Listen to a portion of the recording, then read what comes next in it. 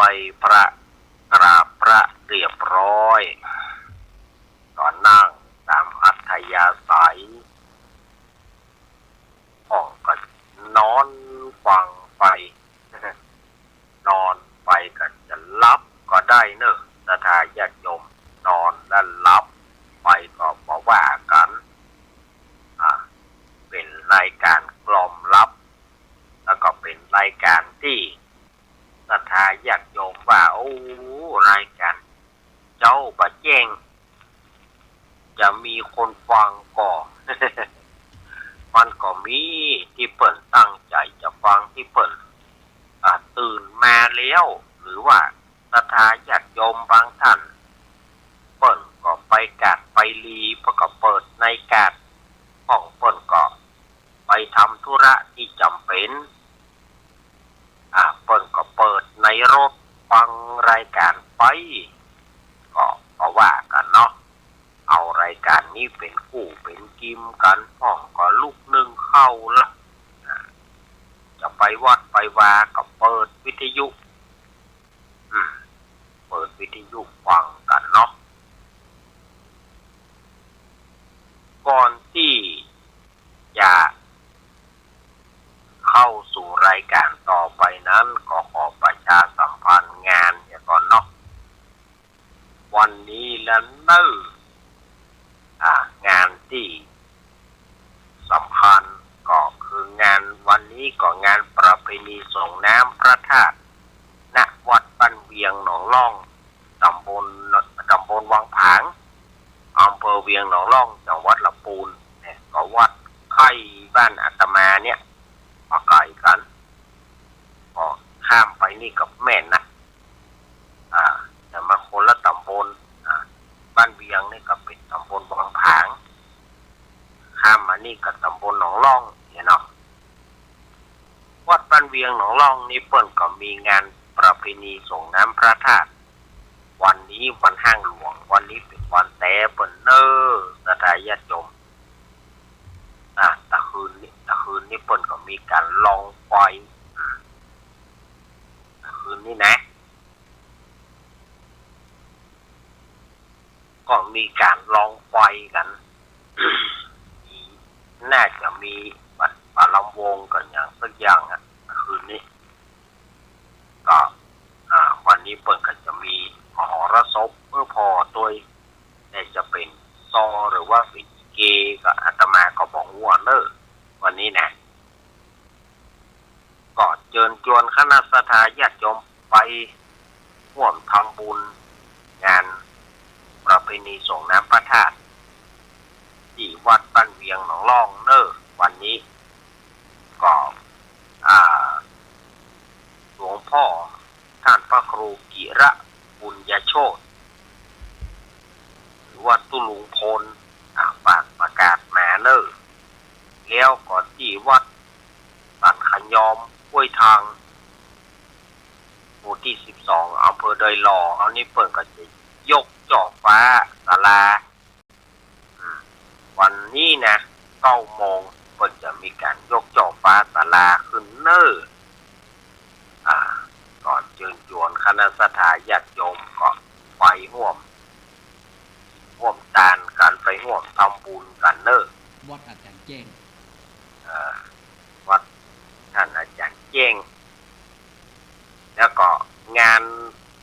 ประเพณีส่งน้ำพระธาตุวัดพระธาตุดอยน้อยตำบลดอยหล่ออำเภอดอยหล่อจังหวัดเชียงใหม่นี่ก็วันอาทิตย์แน่เนอะวันอาทิตย์แน่เปิ่นก็จะมีงานประเพณีส่งน้ำพระธาตุประจำเดือน8 เพ็งประจำเดือน8 เพ็งศรัทธาญาติโยมก็ปากันไปเนอะวัดของตุลุงยองหลวงลุงชัยวัดนาคเสโนเปิ้นจะมีงานประเพณีส่งน้ำพระธาตุขึ้นก่อนเชิญชวนคณะศรัทธาญาติโยมเนอพระเดชพระคุณหลวงพ่อสาธุกิจญานันท์เจ้าคณะอำเภอดอยหล่อแล้วก็หลวงลุงชัยวัดนาคเสโนหรือว่าตุลุงยองเพิ่นก็ประกาศมาแล้วก็งานวัดอาตมา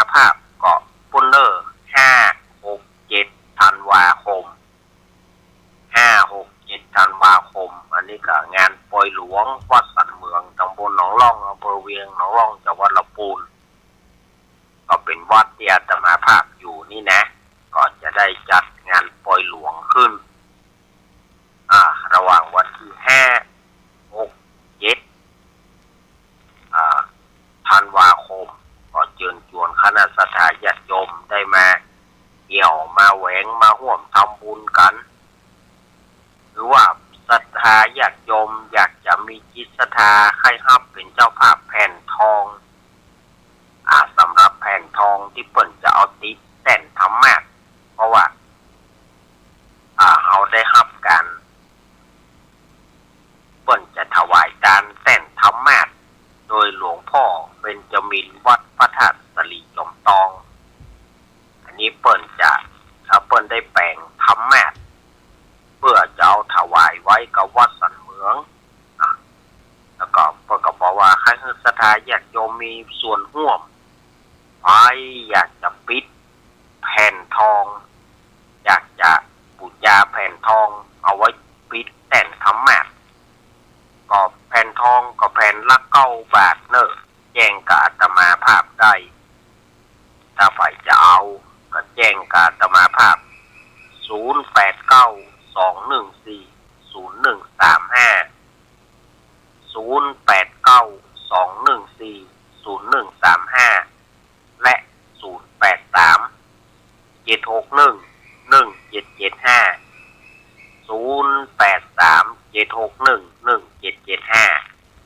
อันนี้ก็คือข่าวสารงานบุญต่างๆเนอะศรัทธาญาติโยมอาทิตย์หน้านี่แล้วเนอะเป็นวันสำคัญของชาวพุทธเขาเป็นวันสำคัญแถมแล้วศรัทธาญาติโยมเป็นวันสำคัญที่เราจะได้ร่วมกันทำบุญใหญ่กันแถมแล้วนั่นก็คือวันวิสาขบูชาหรือว่าวันวิสาขบูชาก็จะได้ทำบุญแต่ละวัดแต่ละวากัน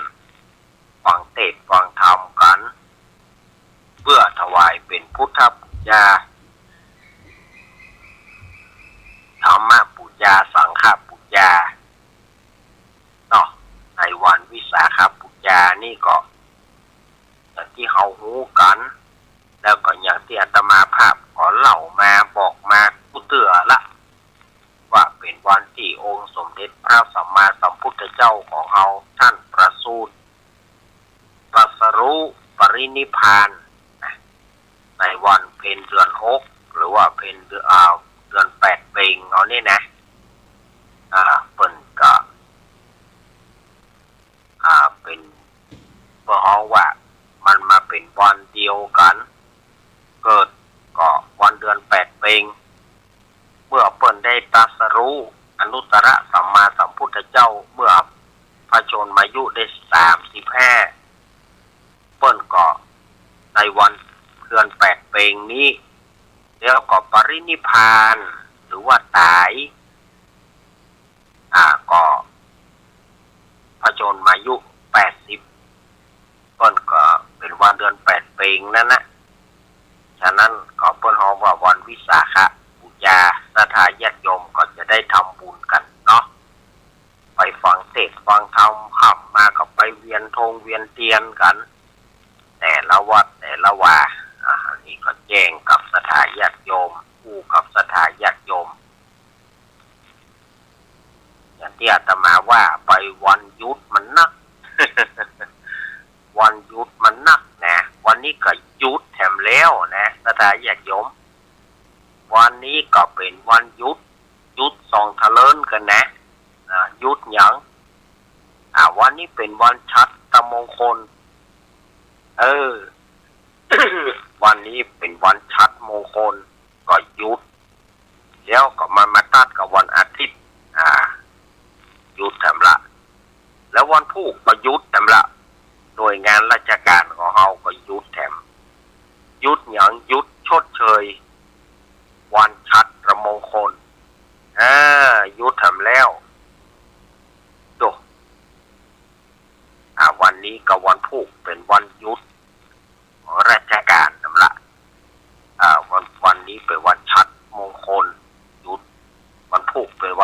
ยวันชัดมงคลหยุดแล้วก็วันที่9วันศุกร์แน่หยุดแถมแล้ว หยุดยังจะหมอวันพืชมงคลจะรถพนังคันแรกนาขวัญหยุดแถมแล้วแล้วในปีนี้เราจะได้รู้ว่าพระโคหรือว่างัวพระโคกินหยังพระโคจะเสี่ยงทายกินหยังนะปีนี้ก็จะได้รู้กันนะพระโคกินหยังก็พอในวันพืชมงคลจะรถพนังคันแรกนาขวัญแล้วก็อาทิตย์หน้าก็หยุดแถมแล้วหยุดอย่างดำหมอก็วันวิสาขบูชา แล้ววันที่12ก็หยุดแถมละชดเชยวันวิสาขบูชาม่วนแต่ละไม่มีอะไรม่วนเท่าประเทศไทย เนาะไม่มีอะไรม่วนเท่าประเทศไทยละหยุดนี่ปดม่วนงานแต่ละในการหยุดของเปิ้นนี่นะ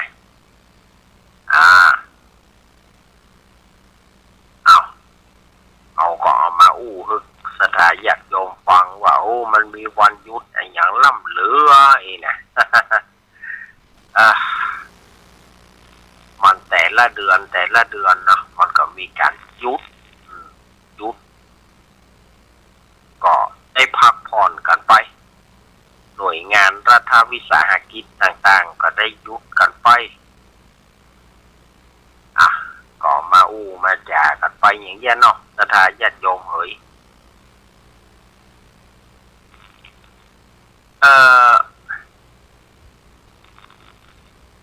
ช่วงนี้ก็จะได้เอานิทานมาเล่าสักหน่อยเนาะ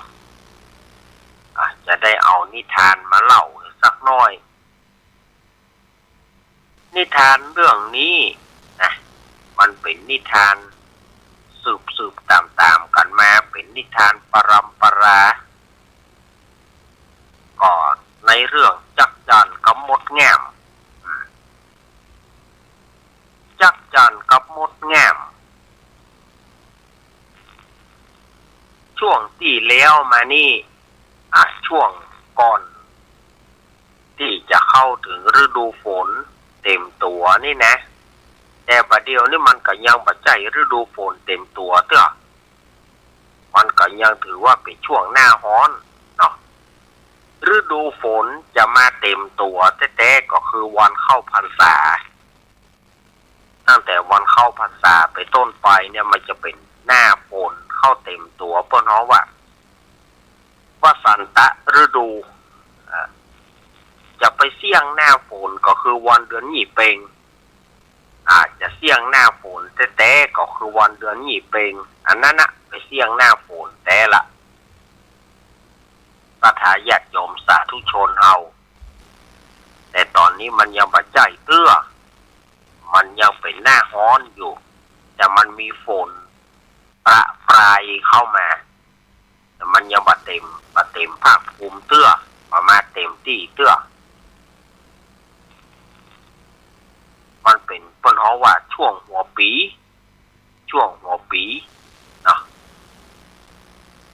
ถ้าฝนลงมาเดือน8นี่ฝนลงมานักก็อาหารการกินก็จะเริ่มมาละพักต่างๆก็จะเริ่มมามันก็มาตัวฝนพักต่างๆก็จะมากันจะมีกันอันนี้ก็มดแง่มกับจักจั่นนี่นะเปิ้นก็เล่ากันว่าจักจั่นเนี่ยในช่วงฤดูแล้งช่วงตั้งแต่เดือน5เดือน6ไปมันบ่เอาอย่างละลูกมันบ่เอาอย่างละมันปากันไปสำต้นไม้ต้นตอกอยู่กันต้นไม้ต้นตอกแล้วก็ปากันห้องมันว่ามันห้องเพลงนี่ลูกอันนี้ยินพ่อยินแม่เขาเล่ามาเนาะเพิ่นว่า มันห้องเพลงห้องอยู่หันนะวันค่ำคืนหุ่งส่วนว่ามดแง่มนั้นหน้าแล้งมามันกลัวว่าเข้าจะงอกเวลาฝนตกมาเข้าจะงอกเนี่ยมันกลัวเข้างอกมดแง่มนี่ก็ได้ขนเอาเข้าเอาอย่างต่างๆไปเข้าหูมดแง่มนี่นะมันกลัวมาได้กินมันกลัวเวลาว่าฝนตกมาเข้างอกไปมันก็ไม่ได้กินละมดแง่มนี่ก็จะไปโคนเข้าที่มันตกตำแลนะที่เปิ่นเกี่ยวแล้วมันตกมันอย่างก็มดแง่มก็จะไปโคนไว้ส่วนจักรจั่นนี่มันบ่สนใจอย่างละมันก็ส่งเสียงฮ้องเพลงวันค่ำคืนหุ่งมดแง่มก็โคนติ๊กเข้ากาอย่างกาที่มันกินได้เนี่ยมันก็เอาไปอูดไว้ในหูมันเอาไว้ในหูมันจนมันพอเต็มมาแล้วหรอกเมื่อฝนตกมาเท่าใดมันก็สบายแล้วนี่มันมีของกินละมันมีข้าวมีอย่างไว้เต็มหูมันนะเต็มหูมันส่วนอันว่าจักรจั่นนะมันก็บ่สนใจอย่างห้องอย่างเดียวประสานเสียงกันจ้าจีถ้าว่าไอ้หน้าเดือน5เดือน6เข้ามามันถึงได้ยินอย่างลูกต้นไม้ใดที่มันนักมันหนามันถึงประสานงานกันประสานเสียงกันโจจ้าเนาะจักรจั่นนี่นะเพื่อฝนตกมาเอาแล้วพอมีอย่างกินแล้วอย่างหน้านี้ไปเนี่ยอย่างช่วงประเดี๋ยวนี้ไปเนี่ยฝนตกลงมาอย่างมดแง่มมันสบายมันมีของกินละมันบ่เดือดร้อนละส่วนจักรจั่นเมื่อเสี่ยงฤดูกาลหรือว่าหลังปีใหม่สงกรานต์เนี่ยมันก็มดการฮ้องเพลงมดการฮ้องของมันละก็จะไปขอกินกับมดแง่มไปขอเข้ากินหน่อยเตอร์เขาขอเข้าไว้กินหน่อยมดแง่มก็บ่ฮื้อถามว่าเมื่อฤดูกาลเมื่อฤดูแล้งมาเนี่ยเมาไปอยู่ที่ไหนมันก็บอกว่าข้าเมาไปฮ้องเพลงข้าไปฮ้องเพลงเปิ่นนี่กลัวว่าเข้าจะงอกกลัวว่าจะบ่มีอะไรอย่างกินเปิ่นนี่เก็บกักตุนไว้มีอะไรอย่างเก็บกักตุนไว้เพื่อว่าการฝนตกมาการเข้าก็ดีพืชแต่อย่างก็ดีมันจะออกงอกเมื่อมันออกงอกมาก็จะบ่ได้กินละอันนี้บ่กึดบ่ล่ำตำสร้างอย่างใดกะฮ้องเพลงเป็นวันไปบ่กินข้าวบ่กินแหนมบ่กินอย่างสักอย่างบ่กึดหาว่าจะเก็บกักตุนของกินไว้แล้วบัดเดียวเนี่ยพอเสี่ยงฤดูกาลมาจะมาขอกินก็เปิ้นบ่ฮื้อมดแง่มบ่ฮื้อมันถ้าแยกยมมดแง่มตึงบ่ฮื้อมันก็เลยบ่ได้กินก็เลยเป็นต้องปวงโคโลอยู่นั่นน่ะตราบชั่วนาตาปีเรียกว่าตราบชั่วนิรันดร์มันได้กินอย่างลูกแสดงญาติโยมมันได้กินอย่างกระเปิ้นนี่มันการมดแง่มมันเอาไปตูนไว้อย่างมดเพราะว่ามันกลัวฝนตกมามันไม่ได้กินเนี่ยมันก็เอานั่นไปเก็บไว้นี่มันเป็นความฉลาดมดแง่มมันบ่มีสมองอ่อๆอย่างแต่มันก็ฉลาดมันก็กึดไว้ ว้แล้วว่าถ้าว่าเข้าก็ดีพืชอย่างต่างๆก็ดีออกงอกแล้วมันก็ไม่ได้กินละแต่จักจั่นนี่มันตรงกันข้ามฤดูแล้งมามันกลับไปห้องออกันเป็นตี่เพื่อแล้วเพื่ออยากจะไปขอกินก็เปิ้นบ่ฮื้อนิทานเรื่องนี้เปิ้นก็เปรียบเหมือนกับโคนเฮาบางโคนนั้นเปิ้นหิบ่หิเปิ้นหาบ่หาเปิ้นหิบ่หิเปิ้นหาบ่หาวันไปสำราญไปยามที่มีเงินมีทองก็สำราญไปรื่นเริงไปเหี่ยวไปเล่นไปเวลาที่บ่มีเงินมาเอาแหมละอย่าไปขอยืมเปิ้นแกไปขอเปิ้นแกไปขอยืมเปิ้นแกจะเอามาแบ่งทุนแต่ใหม่ยามเมื่อมีเงินแล้วก็สำเริงสำราญเหี่ยวไปเล่นไปยามเมื่อมีเงินมีทองก็ไปขอยืมกับเปิ้นพ่องไปขอกับเปิ้นพ่องซึ่งเปิ้นก็บ่ฮื้อตกแต่ไผก็บ่ฮื้อมันก็เหมือนกับจักจั่นกับมดงามเนี่ยสถาญาติโยมมดงามเปิ้นมีกินนะนี่แต่ว่าจักจั่นมันบ่ได้กินอันใดจะมากับเปรียบเหมือนโคนเฮาบางคนบางท่านเปิ้นไปหาการกันไปแล้วผลท้ายไปขอกับเปิ้นเมื่อเปิ้นบ่ฮื้อก็มีใจโคตร คนเฮานี่มันถึงมีหรอเปิ้นบ่ฮื้อมีใจโคตรก็หังแบบมันเรียกว่าบ่พอเปิ้นบ่พอเปิ้นไปเนี่ยการทำงานก็บ่ไปเปิ้น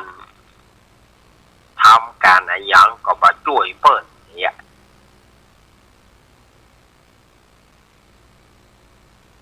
ปานอีพอบ่มีกินมาก็ไปขอกับเปิ้นไปขอ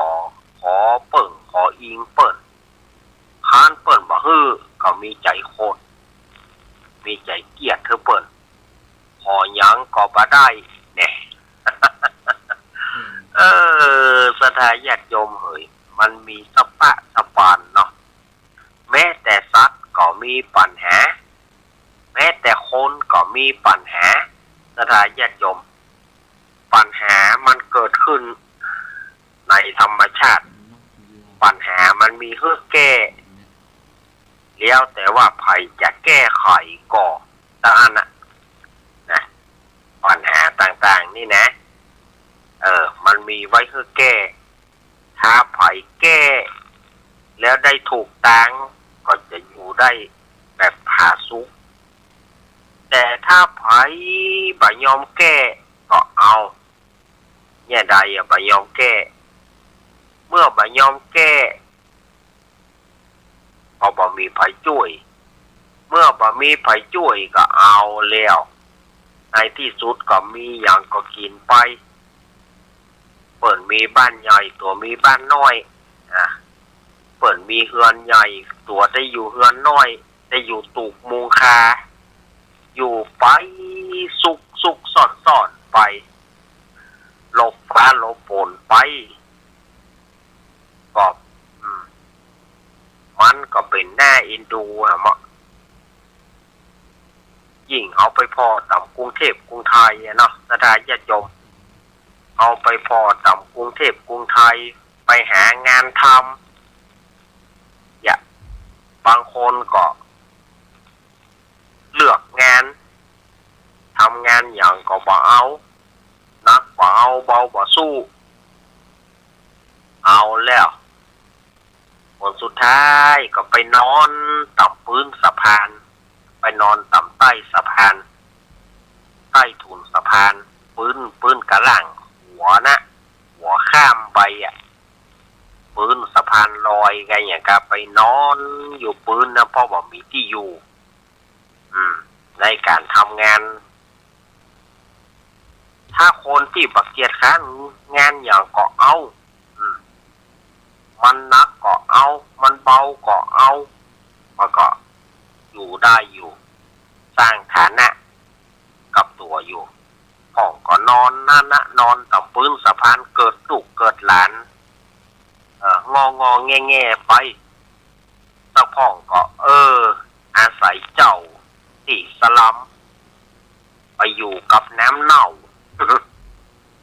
ไปอยู่กับน้ำเน่าก็เพราะว่า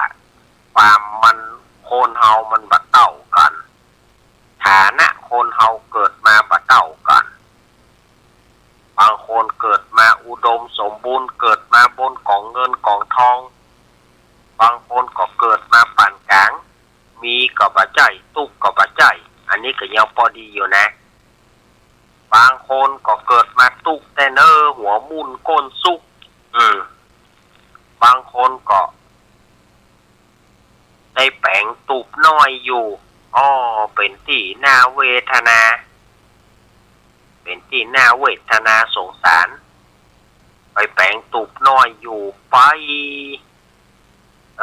จะแปลงเฮือนกับบลูกเตื้อมีเงินทำกรรมก่อนจะหยอกขึ้นมันนี่มีเงินทำกรรมก่อนจะหยอกขึ้นมันอยู่ไปอยู่มาก็มีเงินทำกรรมก่อนจะหยอกขึ้นมันจะแปลงบ้านเอาดีๆจะเลี้ยวไปหิหาไว้เมื่อลุงเลี้ยวไปหิหาเมื่อใดเพื่อจะหิหาเมื่ออายุเอาแก่แล้วมันก็หิหามาได้อย่างเปิดเก็บหอมล้อมริบมันก็มาได้อย่างเปิดเจ้าแหงกุดแหงก้าวมันก็บ่ไหวเพราะว่าอายุเฮานักแล้วก็จำเป็นที่จะต้องอยู่อย่างนั้นนะ อยู่ในอับมับอยู่อย่างนั้นนะเพราะว่าจะกึดบลูกแต่ก็ยังกึดใจยังก็ยังกึดสูงอยู่ยังกึดสูงอยู่มีเงินได้จะหยอกขึ้นมาเนี่ยแล้วเมื่อใดจะมี สะพ่องปัจจัยอาตมาว่านะอันนี้จะไปโคดเนอะสะพ่องซื้อหวยไว้ หวังว่ามันจะถูกรางวัลที่ 1งวดใดก็จะเอารางวัลที่ 1นั้นนะมันรวยกรรมนะ มันอันนี้นะถ้าจะอู้ไปแล้วก็มันตามโจกตามวาสนาของฝ่ายของมันเนาะมันจะว่ามันจะได้กู้คนปัจจัยกองเงินรางวัลตึงมดตึงมวลถ้าว่าเฮาได้เนี่ยมันก็ดีกับเฮาไปแต่ว่าเฮาจะได้ด้วยวิธีไหนล่ะเฮาจะได้ด้วยวิธีไหนเมื่อใดก็ถูกรางวัลที่ 1ก็อาตมาได้ยินมาจนชินหูคนเฮาอู้มาเมื่อใดก็ขอถูกเถอะรางวัลที่ 1วัดนี่นะตึงกึดกำเดียวเท่านั้นนะแล้วเมื่อใดมันจะถูกก็มันตึงได้กำหนึ่งนะพ่องก็พอเท่าพ่องก็พอตายไปละมาแหมรุ่นต่อไปก็ยังอู้อย่างเดียวกันนั่นนะ พ่องพอเท่าพ่องพอตายแล้วตัวตายกับตัวแตนตัวตายกับตัวแตนหมอนั่นตายหมอนั่นสืบมาก็จะเอารางวัลที่ 1นั่นนะขอถูกรางวัลที่ 1กันเตอะมาแถมละก็อันหนึ่งก็ปอดอู้จะปอตายก็ซื้อจะปอตายก็บอกหันว่าเขาได้หมอนี่ก็มาแถมละก็อู้อย่างเดียวกันนะมันบึกขึ้นมากำนะ บางคนซื้ออย่าใบเดียวเนาะบางคนซื้อเสี่ยงเป็นปึ๊กก็ยังบ่ได้เตื้อถ้ามันจะถูกมามันเป็นโจกมาใบเดียวมันก็ได้ละอย่า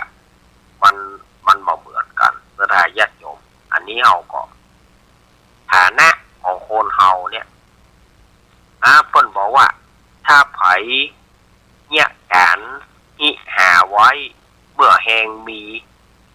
หิหาไว้มีก็ก้อยสร้างส่งไปบางคนเท่าแล้วบางคนเท่าแล้วก็หวังรวยอยู่เพราะมันรวยเตอบางคนบอกหวังสุขภาพร่างกายแข็งแรงนะบางคนขอให้รวยนะท่านเนอะขอให้ผมได้รวยเตอะยังมาอู้อยู่จะซื้อให้ซื้อแน่ถามว่าจะเอาสตางค์ที่ไหนขอมันถูกรางวัลที่1กันนะจะซื้อแล้ววัดเฮานี่มาขาดไอ้หยังไอ้หรอนี่หยังโยมจะไปเจ้าภาพก็เป็นแน่นอนค่ะรองวดนี้ก่อนรองวดนี้ก่อนเดี๋ยวจะบอกหมอกคือมันโอ้โยมเฮ้ยมันไก่ตัวลำไปปลาไก่แน่เทียงทำอยู่นะได้ญาติโยมว่ายังเทียงทำอยู่ปลาไก่นะมันถึงได้กำนะบึกกำหนึ่งแน่โอ้ยมันเป็นการปอกฟอนที่ไก่มากแม่เปิดห้องว่าจะไก่ก็เหมือนไก่จะไก่ก็เหมือนไก่เหมือนจะยื้อเติงอะแต่ยื้อบ่ได้เหมือนจะยื้อถึงอะแต่มันบ่ถึงซะเตื้อ เอาดูมันลิบลีเหมือนว่ามันจะได้ละเหมือนกับของมันห้อยอยู่นี่อ่ะแน่แต่เนี่ยอย่างมันยื้อบ่ได้เนี่ยมันเป็นอย่างเงี้ย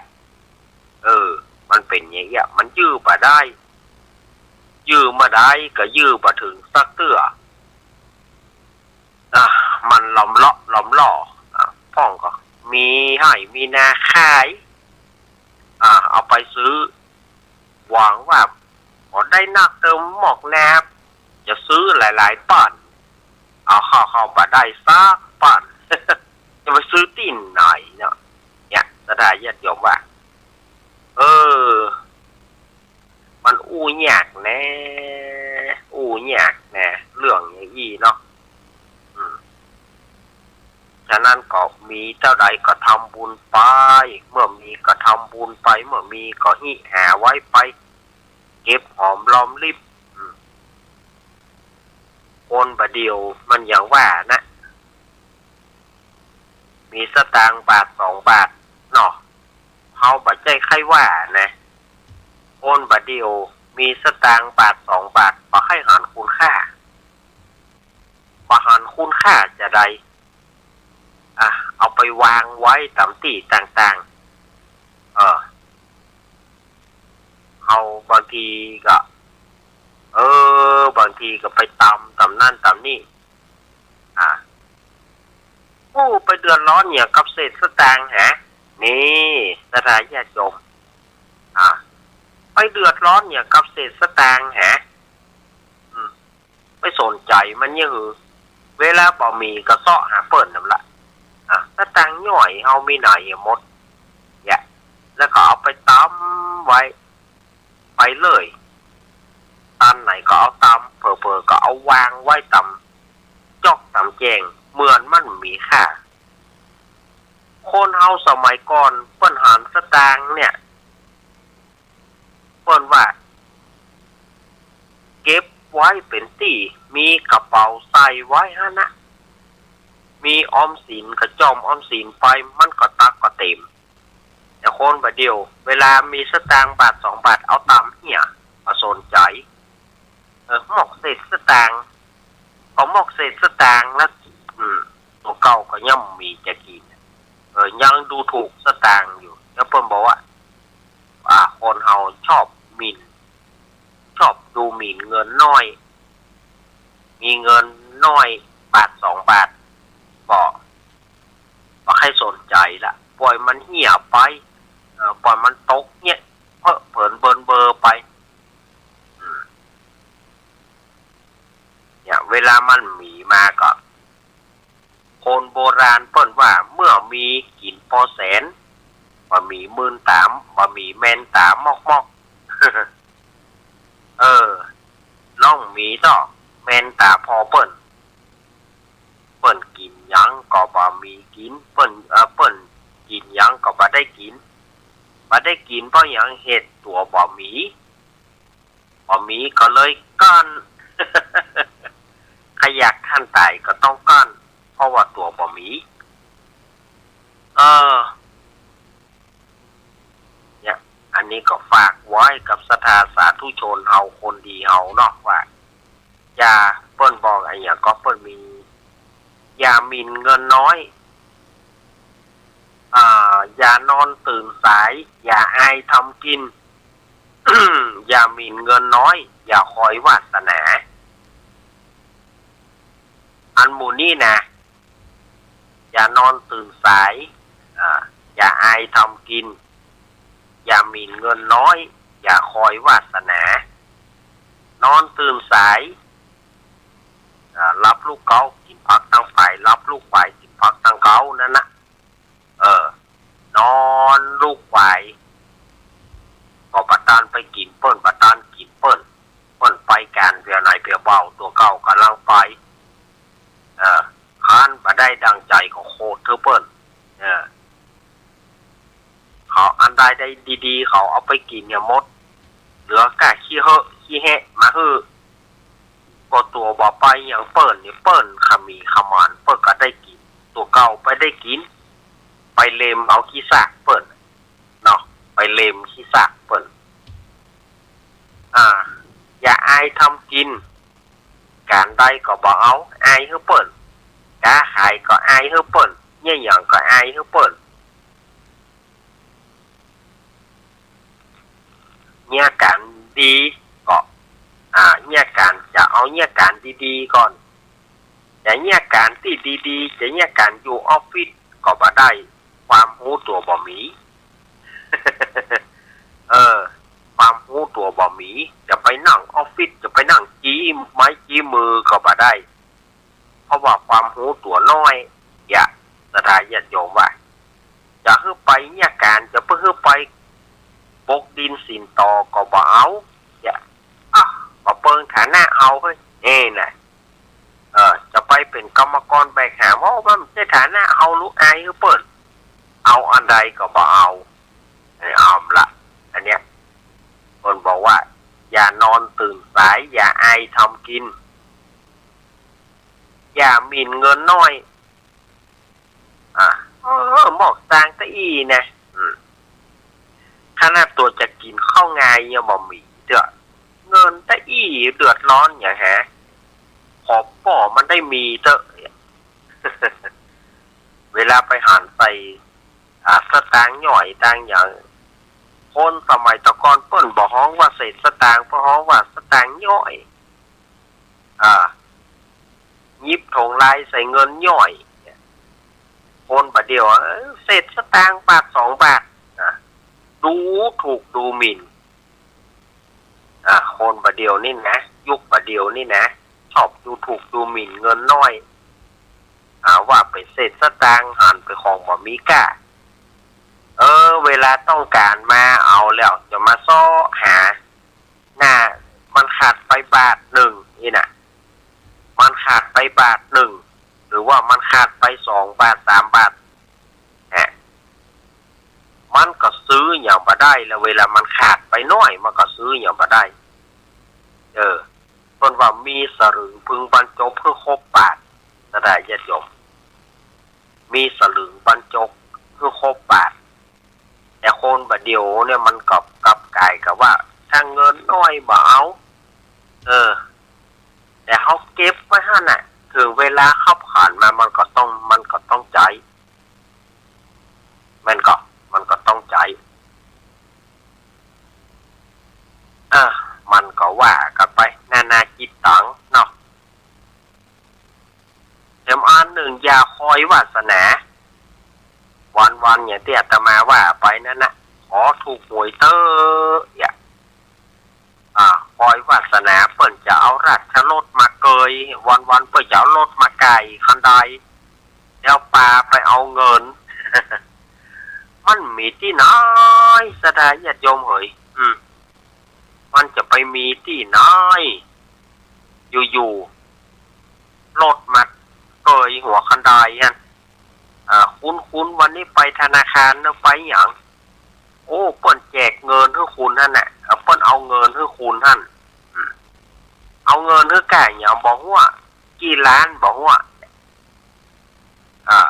ถ้าไผเชื่อก็เป็นเรื่องที่โกหกทั้งเพคนที่ไหนจะเอาเงินมาให้เฮาเป็นล้านเนาะสถานญาติโยมลองกึดแล้วเฮาเป็นญาติทางใดเปิ้นเฮาเป็นญาติทางใดเปิ้นนะเปิ้นถึงจะเอาเงินมาให้เฮาเป็นหลายล้านเปิ้นก็บ่ใช่ญาติเฮาก็บ่ใช่ญาติเปิ้นฮู้จักกันก็บ่ฮู้จักแล้วหยังเปิ้นจะต้องเอามาให้เฮาเงินเป็นล้านหลายล้านพ่องกู้เป็น100 ล้านแต่คุณก็ต้องมีเงื่อนไขแน่คุณมีเท่าใดเงินในธนาคารคุณมีก่อคุณโอนมาก่อนไปคุณโอนมาก่อนแล้วก็เดี๋ยวจะโอนไปฮื้ออันนี้เสียกันมานักต่อนักละสถานญาติโยมเฮ้ยอ้าวละ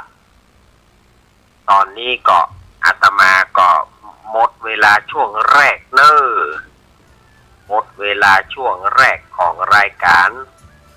สเปเหระปกิณกะธรรมะค่อนรุ่งใกล้แจ้งรายการเสียงธรรมแสงทองหมดเวลาช่วงแรกแล้วสถานญาติโยมก็จะไปฟังขึ้นนี้ไปไหนเต้อแน่รอสักกำเดียวรอกำเดียวแต่เดียวช่วงตีสี่ก็ปะอาตมาแถมรอบหนึ่งจนไปถึงตีสี่เกิงเนาะก็ปะกันแถมรอบหนึ่งพักนี้อาตมาพักไปฉันน้ำกำเดียวสถานอย่าไปฉันน้ำไปเตียวมาอย่ากำก่อนนั่งไปก็ปวดเหี่ยวแต่เดียวก็มาเอาไว้ตีกันขอเจริญพร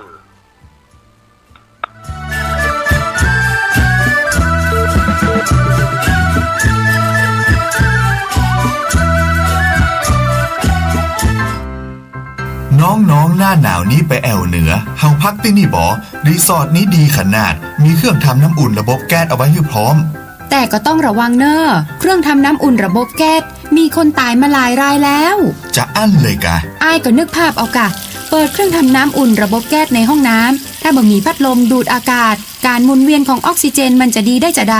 ในเมื่อการเผาไหม้บ่สมบูรณ์ก็เกิดการสะสมแก๊สคาร์บอนมอนอกไซด์สูดดมเข้าไปมันจะไปจับกับเม็ดเลือดแดงและทำให้เม็ดเลือดแดงจับกับออกซิเจนได้น้อยลงเมื่อออกซิเจนเข้าบ่ถึงปอดก็จะย่าให้คลื่นไส้เมาหัวหายใจยากจนถึงขั้นเป็นลมแล้วก็ตายได้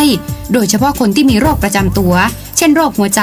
โรคเลือดจางหอบหืดถุงลมโป่งพองโรคความดันโลหิตสูงซึ่งจะมีโอกาสสูงกว่าคนอื่นน่ากลัวขนาดเนาะมันก็บ่ถึงขนาดนั้นถ้าหากรู้วิธี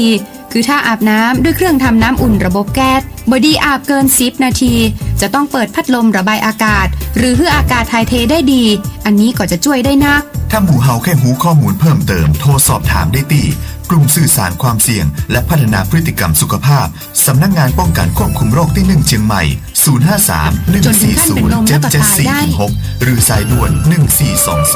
1422ชีวิตมนุษย์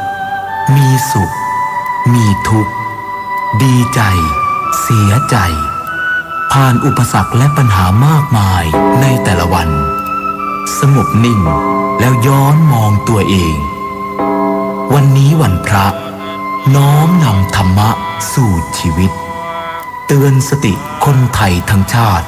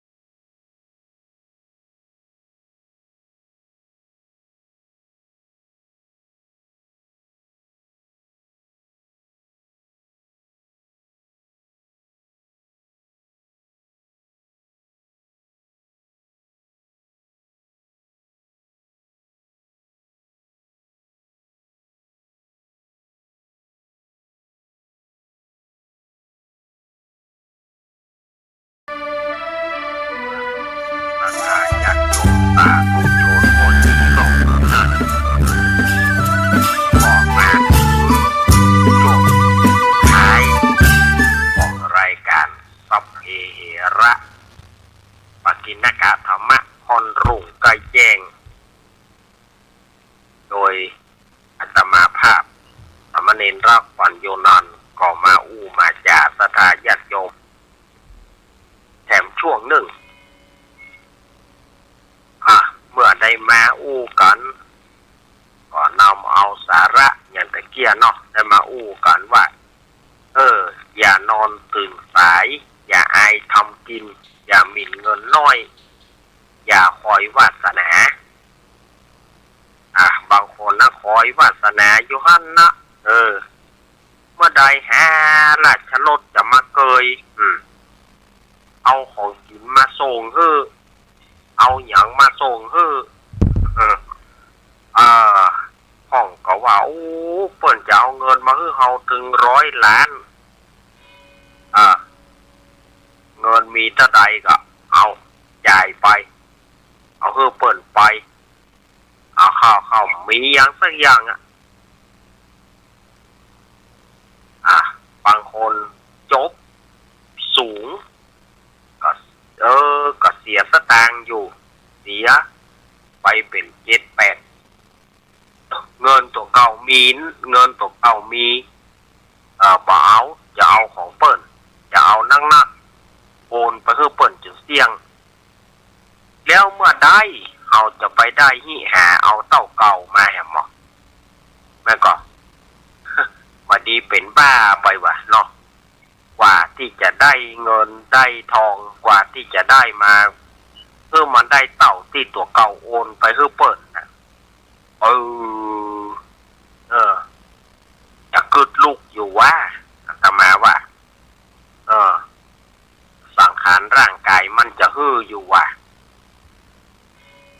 เนาะเพื่อจะมาหาเพื่อจะมาเอาแทงเข้าตุ๊บเอาปากกูดแทงเก้ากว่าจะได้ปลดโทษสะพองเงินมีเป็นแสนมีเงินแสนจะเอาเงินล้านอย่างที่เปิ้ลว่ามีเงินล้านจะเอาเงินโกดมีเงินโกดจะเอาเงินตื้อนะมันเป็นเพราะความบ่ปอนั่นนะถ้าใดก็บ่ปอตื้อถ้าใดก็บ่ปอตื้อบ่ปอตื้อจะเอาแถมบ่ปอตื้อจะเอาแถม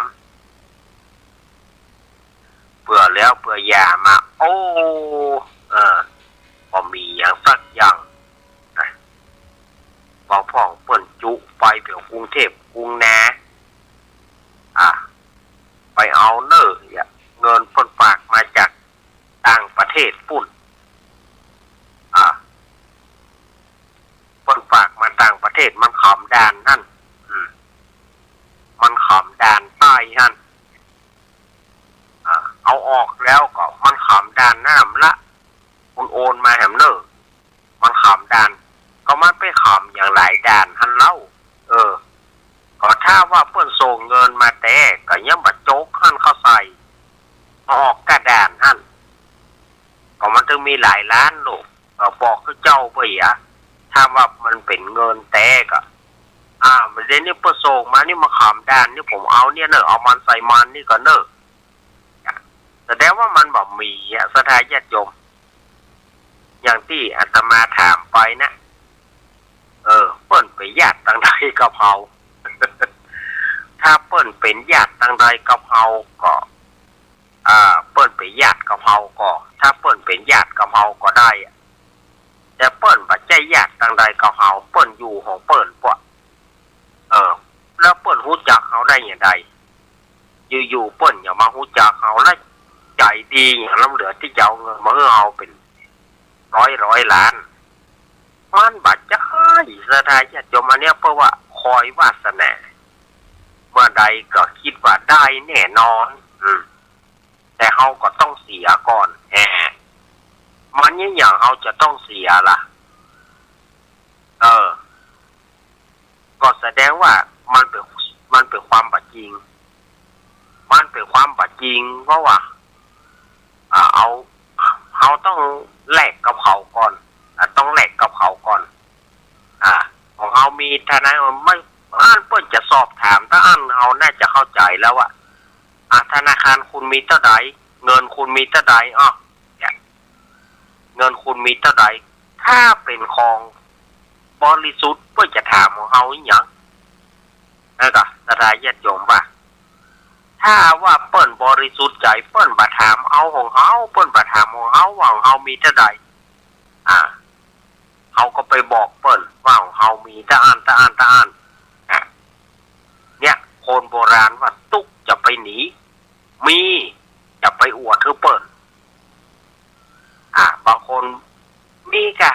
200,000 300,000เอาคุณโอนมาก่อนเดี๋ยวผมเอาเงินล้านฮื้อเนี่ยโอนไปหมดลึงบางคนผมมีเงินอยู่ธนาคาร1 ล้านอันก็ผมจะฮื้อคุณ100 ล้านคุณโอนมาโอนไปหมดท่าแล้วเมื่อใดเราจะได้เงินเก่าคืนจะทำงานเนี่ยกี่ปีกี่แรงจะได้เงินเก่าคืนเนี่ยสถานอาตมาภาพฝากไว้นะฝากไว้สถานญาติโยมเนาะว่าจะควรพิจารณาก่อนอยู่ภัยที่ไหนจะเอามาให้เราได้ง่ายๆบ่มีในโลกนี้สถานญาติโยมบ่มีในโลกนี้อยู่ๆมันจะเอาเงินมาให้เราโดยบ่ได้โดยที่มันบ่เอาอย่างตอบแทนจากเราเขาบ่ใจญาติเราบ่ใจทางใดเรารู้จักก็บ่รู้จักนำเขาจะเอาเงินมาให้เราได้จะได้สถานญาติโยมก็ควรพิจารณาเอาเน้อเรื่องอย่างอีตุเจ้าพานายเฮาว่าไปนักก็บ่ดีว่าไปนักก็มันจะเป็นการซ้ำเติมสถานญาติโยมเข้าไปถ้าบ่อู้ไปเลยเขาไปฟังข่าวฟังอย่างเขาก็บางทีก็ใจหายเงินตัวเก่ามีอยู่แล้วเอาไปฮื้อเปิ้นอย่านางเงินล้านมาลอยมาโม่งแล้วนะ เมื่อใดก็เงินล้านลอยมาโม่งเมื่อใดก็เงินแสนลอยมาโม่งนั่นน่ะมึดก็มาลอยมาน่ะจะได้แล้วนะอดเอาเงินมีละเพราะต้องจะกินบ่กินแก่ใจบ่ใจเตื้อเอาไว้ลอยป้อโรยกับลูกเตื้อลูกก็ได้อันนั้นนี้ลอยป้อโรยกับหน่อยดูเอาไปทุ่มเนี่ยทุ่ม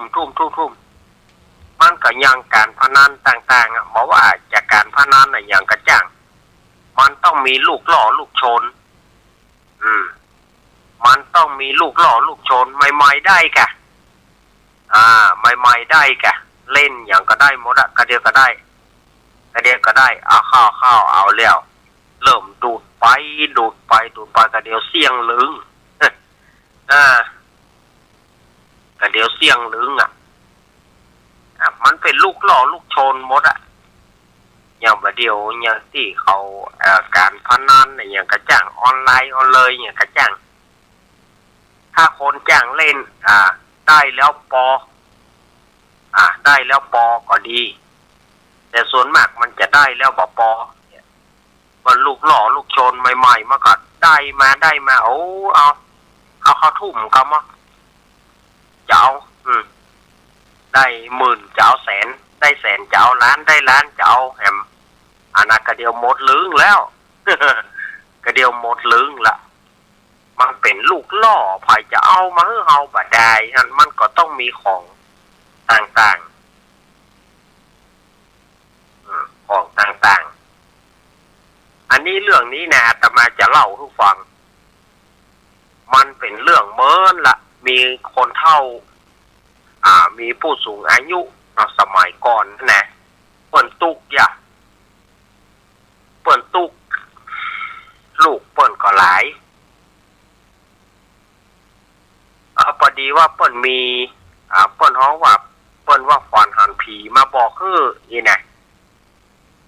เปิ้นว่าฟอนหันผีมาบอกคืออินดูมึงอีมึงตุกมึงเนี่ยมีเงินอยู่มีเข้าของมีสมบัติอยู่ปุ้นโอนแพะปุ้นแต่ว่ามีเงื่อนไขว่ามึงต้องไปคนเดียวห้ามเอาคนอื่นไปดูขนาดว่าผีนะ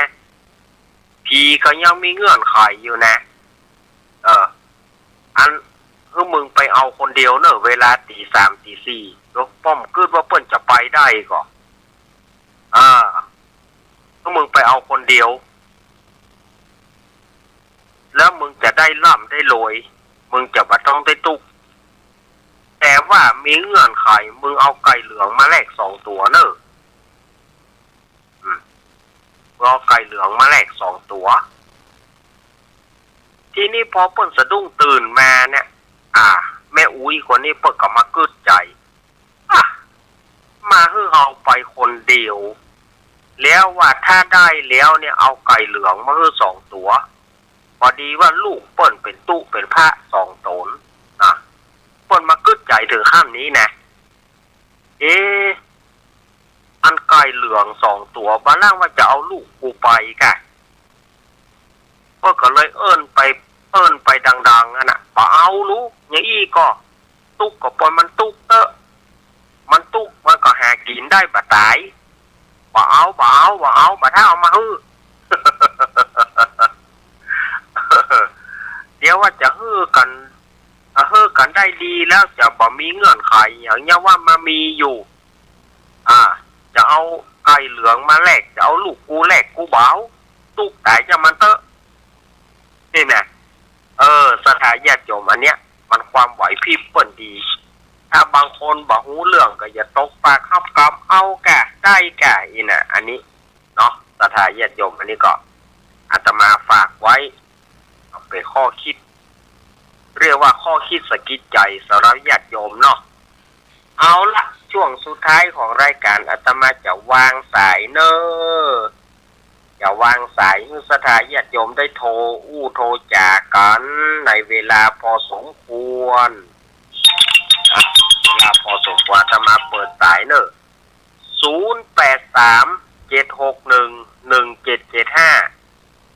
0837611775เอา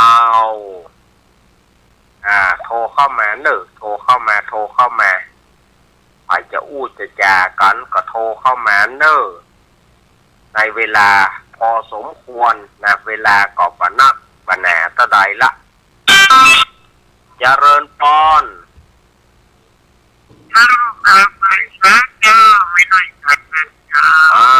ยายน้อยว่าไปเลย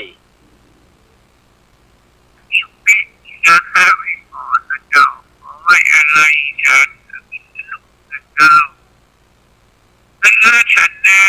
กินด้วยมือเจ้าใหญ่กว่าจักเราเดินได้นี่แหละกินเจ็ดได้น้ำกินไปเอาเลยได้กินเจ้าจากนั้นก็ตอนยองเฮาหิวกินเจ้าได้เอ็มกินไปยองวันละคำเขานำของยายอนุรักษ์ไปเดินได้เจ้าค่ะงานวินสนุกงานกันแม่กินเงินในงานยายบอกว่าพ่อเจ้าคนไหวเกินยายบอกว่าหลานเงินได้นึกว่าตอนนี้เกิดตั้งขัดไปเป็นกับทั้งหลายเจ้าเองก็จะได้ยังหมดท่านเจ้าหลักกันเรื่องเจ้าเห็นแน่พอลงวิญญาณปฏิสาอันที่แน่เอาจิตจากการหาไปยายได้ทำรักกับกายกำลังวิจีกำลังมนุษย์กำลังเอาจิตกำยายในเจ้า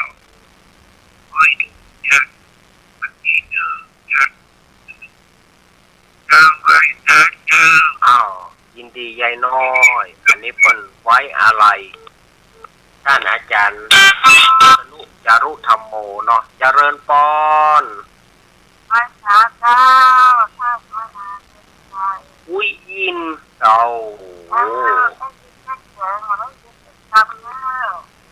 อันนี้ได้ยินเป็นกรรมบ่ได้ยินเป็นกรรมเนาะประเหมือนเมื่อคืนเนาะประเหมือนเมื่อคืนการเมื่อคืนเนาะ นะคะ เออ แล้วฟังธรรมะของเราก็พอค่ะ ได้ฟังก็แล้วใจละ ฟังไม่รู้ก็เกิดกับที่ใจค่ะ ดีใจแล้วเนาะดีใจแล้วเนาะวิยินเนาะ ก็ ครับ ฟังใจว่า ครับ ว้าว วิยินน่ะมาแล้วเนอะ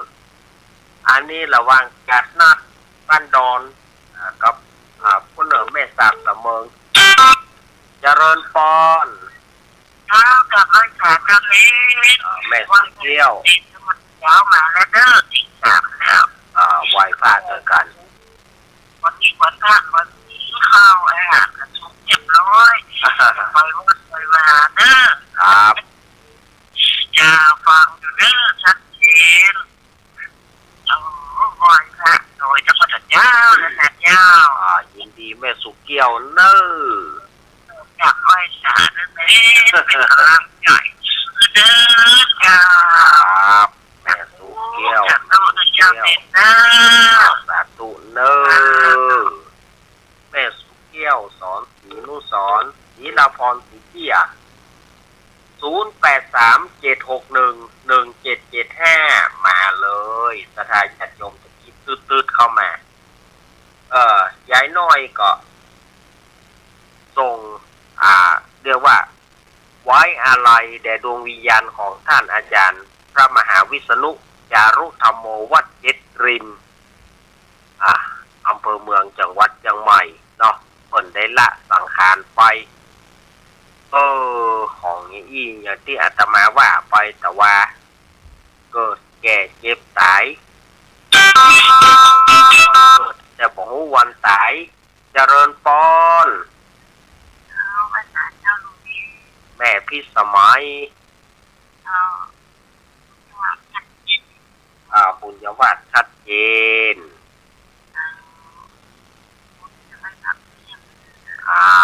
ยินดีนักๆนะบื้นก็มาแถมละเมื่อคืนบื้นนะเมื่อก่อนเล่นละครไปเล่นไปพอเวลา53 นาทีมันตานแล้วแม่เอ๋ย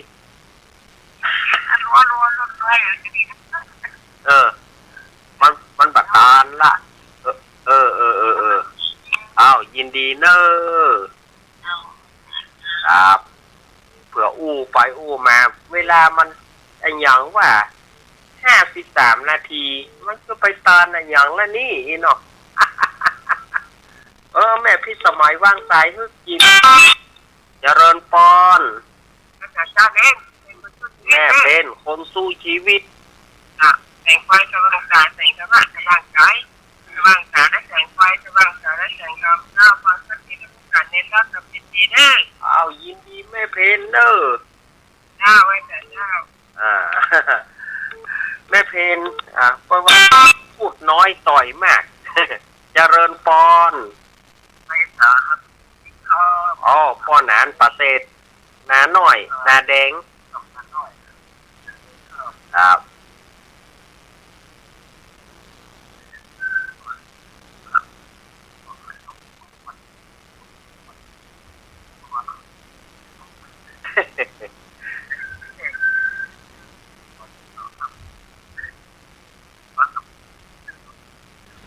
ครับ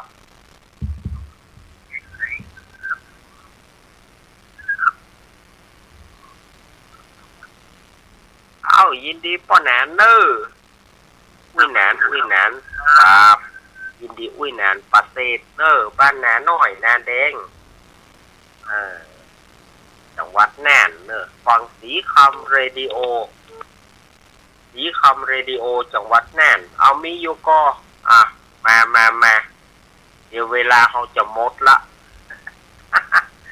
0837611775โทรเข้ามาเนอะ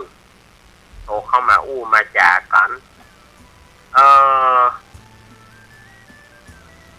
วินานค่ายบ้านป่าโปงหัวงมโอ้เปิ่นยังมีอยู่ก่อวินานค่ายนี่นะบ้านป่าโปงหัวงมอำเภอเทิงกะฮะโอ้ว่าเปิ่นยังมีชีวิตอยู่ก่อเนอะ เพราะว่าบ่ได้ยินเสียงเปิ้นเลยหลายปีมาละว่าเปิ้นยังมีเจริญพรครับนมัสการหลวงตาอ๋อครับครับครับนมัสการหลวงตาครับผมครับผมนมัสการหลวงตากฤษอุทยานปางโมเชียงดาวนี่เปิ้นก็มาประจำรายการธรรมะคลายเครียดเปิ้นก็มารายการเนี่ยต่างๆเปิ้นก็มาเนาะสถาญาติโยมแหมสักสายหนึ่งเนาะเอาไผจะมาปิดสายปิดท้ายมีก็0837611775หรือเวลาทำ3 นาทีบ่ได้ก็เดียวก็ถ้าฟังท่านอาจารย์ท่านพระครูวรธรรมนาถเจ้าคณะตำบลสันติสุขเจ้าวาดวัดหนองเหียงตำบลสันติสุขอำเภอดอยหล่อก็เดียวก็ก้อยฟังท่านอาจารย์ท่านพระครูวรธรรมนาถลำดับต่อไปต่อจากอาตมาภาพพอมีไผ่แล้วก็มีอยู่ก็ไผ่จะมาปิดท้ายไผ่จะมาปิดท้ายอาตมาวันนี้ ภาคนี้อย่างสมองก็ค่อยมึนงงไปพ่องนะสถาญาติโยมเคสเหมือนกันนะไปกับสมองมึนงงไปเตื้อ